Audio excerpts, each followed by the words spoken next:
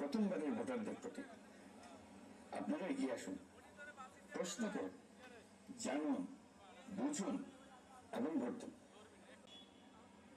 আমরা এমন একটি নির্বাচন চাই যেখানে থাকবে না ভয়, থাকবে না বাধা, থাকবে কেবল জনগণের মুক্ত ও নির্ভীক মত প্রকাশ।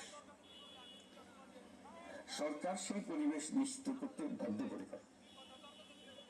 আপনি দেশের মালিক, কেবল একটি গাড়ি নয়, এটি গণতন্ত্রের আনন্দবাণী বহনকারী।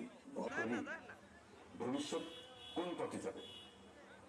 একটি অবাধ, সুষ্ঠু নির্বাচনে ভোট দিয়ে আমরা ঠিক করব কেমন সরকার চাই। একই সাথে গণভোটে ভোট দিয়ে সঠিকভাবে গণনা হোক, সঠিকভাবে আপনারা জানেন যে আমরা পর্যবেক্ষকদেরকে আহ্বান করেছি সমস্ত পৃথিবী থেকে।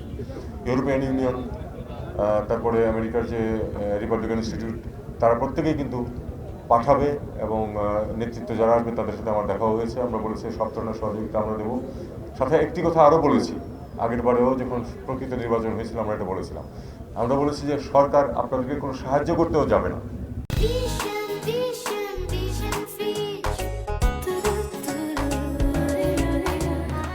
যতক্ষণ পর্যন্ত আপনারা না চাইবেন। কারণ আমরা যদি এগোতে চাই, সরকার যদি এগোয় তাদের ব্যাপারে, তাহলে মনে করা হবে যে কোনো ইনফ্লুয়েন্স করার চেষ্টা করা হচ্ছে।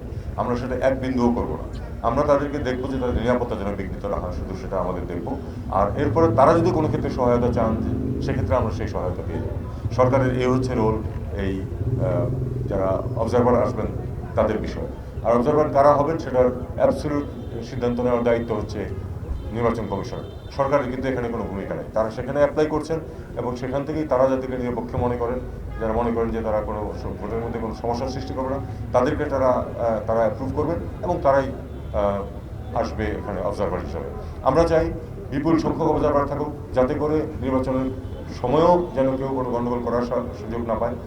এছাড়াও আপনারা জানেন যে বডি ক্যামের এবং সবাই খুবই সিরিয়াস এবং আমি নিশ্চিন্ত, যেটা আমার পূর্ববর্তী বক্তারা বলেছেন, যে আসলে মানুষ মুখিয়ে আছে একটা নির্বাচন ভোট দেওয়ার জন্য, কারণ তারা দীর্ঘদিন ভোট দেওয়ার অধিকার থেকে বঞ্চিত হয়েছে।